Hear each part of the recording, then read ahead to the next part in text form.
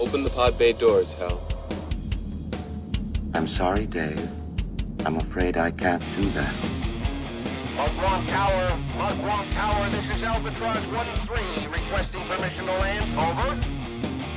I don't need a computer to tell me how to land a damn airplane. 6. Heads-up display, check. 5, Lasers, check. 4, Particle beam, check. 3, Photon bolts, check. 2, Chair control, check. 1. Let's do it. Broadcasting from a secret underground location somewhere in Mos Eisley, this is the Docking Bay 77 podcast. Make yourself comfortable. The show is about to start.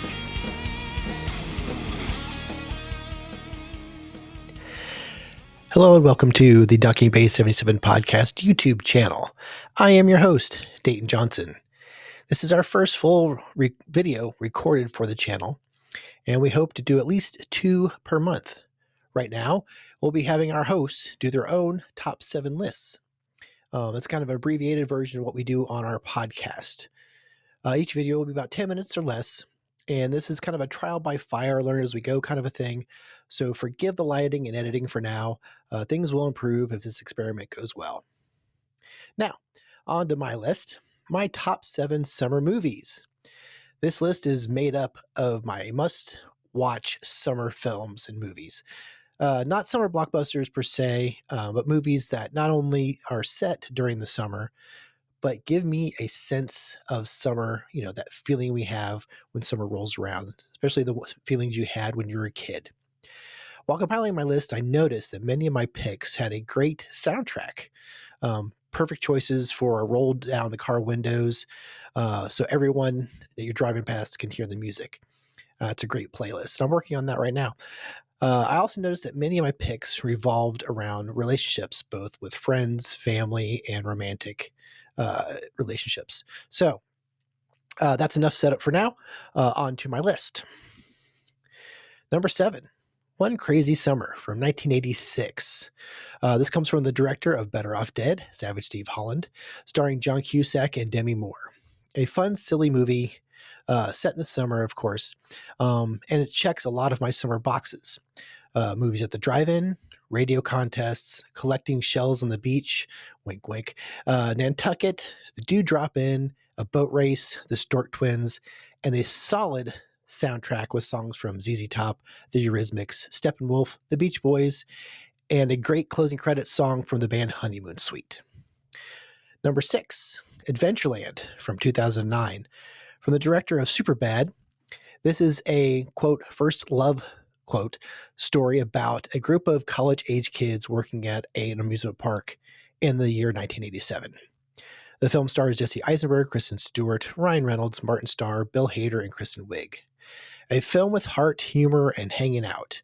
The characters, setting, and situations in this film are so real.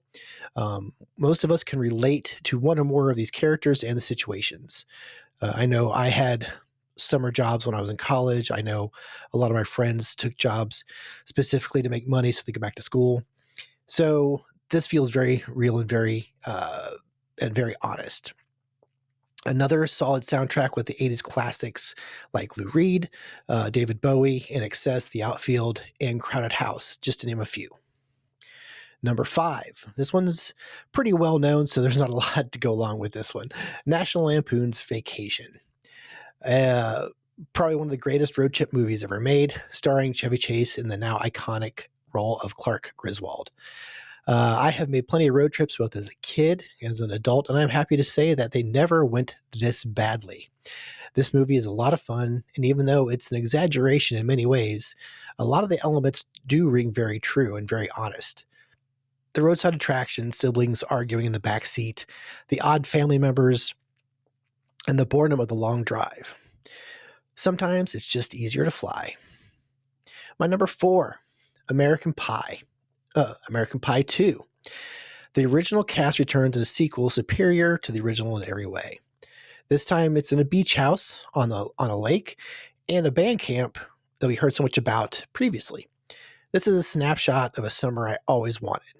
The film leans into the relationships, both platonic and romantic, and the issues that arise from moving from your life in high school to the life changes that happen in your college years. There's tons of laughs and a lot of heart in this surprisingly good sequel.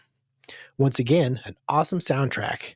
This one has songs from Blink-182, Green Day, Sum 41, The Offspring, Third Eye Blind, and New Found Glory. This is definitely the icing on the cake or pie. Anyway, moving on. My number 3, The Sandlot, the ultimate summer fun childhood movie. The awkward new kid moves into the neighborhood and makes friends with Benny, and is brought into a tight-knit group that do nothing all summer but hang out and play baseball. This movie has it all.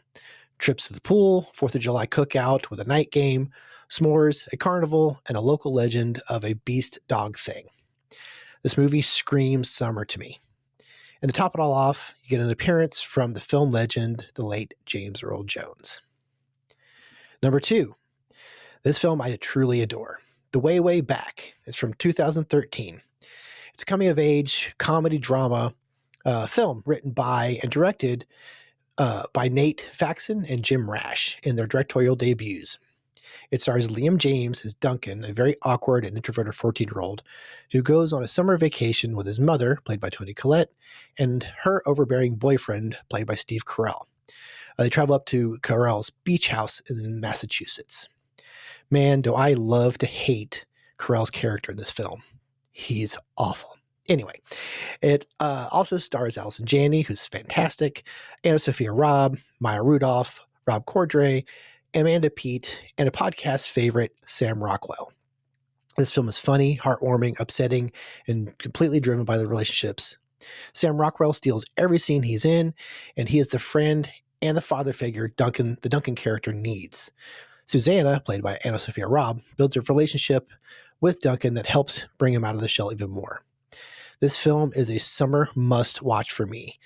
And once a summer isn't enough. I've already watched it 3 times since preparing for this list.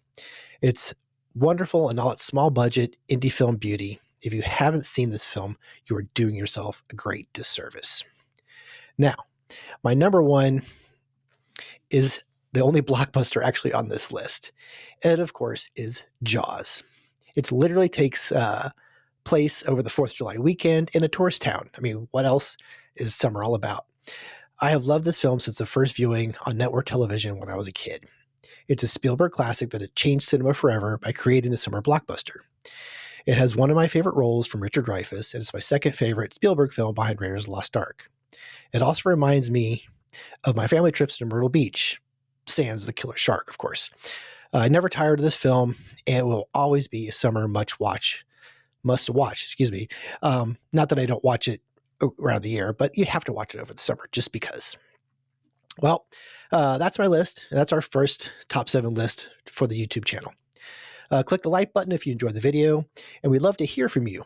What are some of your summer films that you like to watch every year to kind of put you in that summer mood? Also, we'd love to hear from you if you want to hear us deep dive into any of the films I mentioned in this list. Let us know. I'm sure we can arrange that. Check out the podcast for longer episodes into films, music, books, and the like. It's streaming wherever you get your podcasts. Thanks for watching.